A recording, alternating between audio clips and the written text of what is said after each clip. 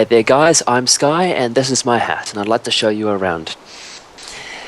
This whole house started off when I found a small floating island in the midst of this massive mountain biome and thought it'd be a cool idea to have a go at building a castle on top of it. So, as you can see, this here is the result. A large sprawl of floating islands flying around in the air.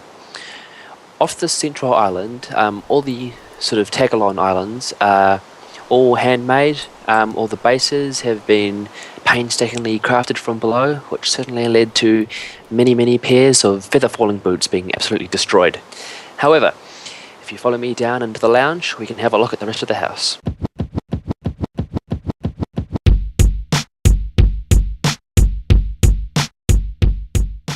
This here is the lounge. It's the main hub of the house, really. From this place here, you can access every other small floating island that heads off through either of these two towers here and here, or out these two side doors. It's a nice little room. It's a good place to hang out when it's raining outside, as it is now, beside the fireplace. So, if you follow me, we can head off into the office and library.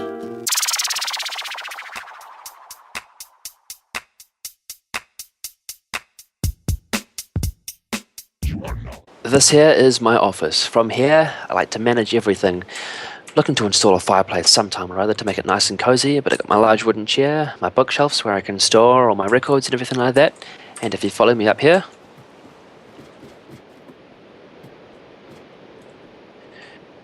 we have the enchanting room. This here is a full level 30 enchanting room, so I can certainly get some good enchants off this. It's a pretty recent addition to the island, but I think the final result looks pretty good.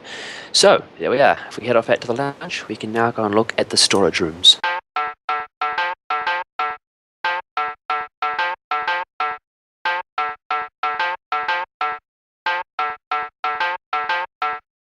If you'd like to follow me up the tower to the storage rooms.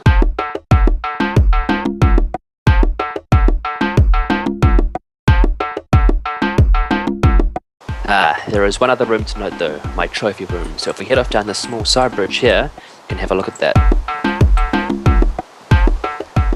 This here is my PvP trophy room. This is where I like to store all my heads, which I have won from slaying the enemies in PvP. Of course, with my favourite one being right here. Now, let's head off and have a look at the storage rooms.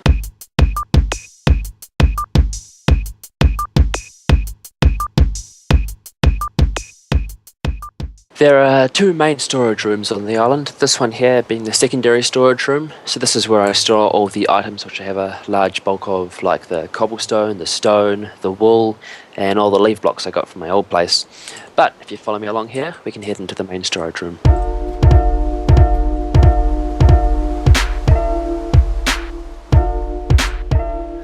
This here is the main storage room. This is where I store all the, I suppose you could say, the semi-valuable items, or the items which I don't have heaps and heaps of, but enough to merit their own kind of chest. We got all the stone bricks, the stone, the iron, the wood, and the obsidian. Yep, the obsidian deserves its own chest. Now, let's head on down to the library. Now, let's head on down to the lounge and have a look at the workshop.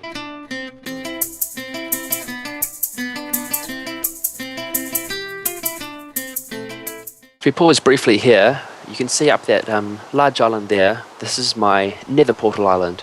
I decided to keep the island relatively far away from the house, just so as to keep the noise of the nether portal kind of not so intrusive. It's a pretty nice looking place. You can head up there if you'd like to have a look.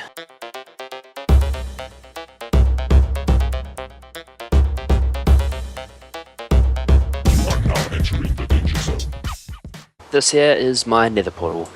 Not too much to say about this really, apart from the fact that if you're running through, you go into the place of doom. But a nice carpet design on the floor as well, of the evil darkness leaking out from the portal. Let's head on back down into the main lounge.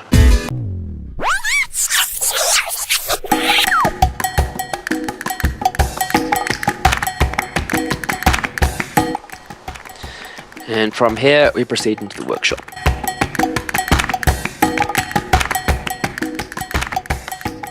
This is the, I suppose you could say, the hub of the crafting for the island. From here, I store all my valuable items, have my anvil, my repair dispenser set up, and my mini fake not really working furnace, and then my massive array of fully functioning furnaces. Got a big supply of blaze rods as well, so I can keep these things burning for a huge amount of time. Let's sit down into the bedroom.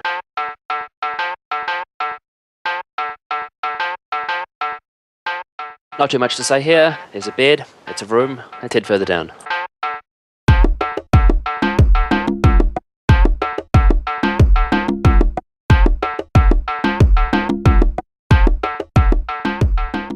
And this here is the main supporting structure for the island.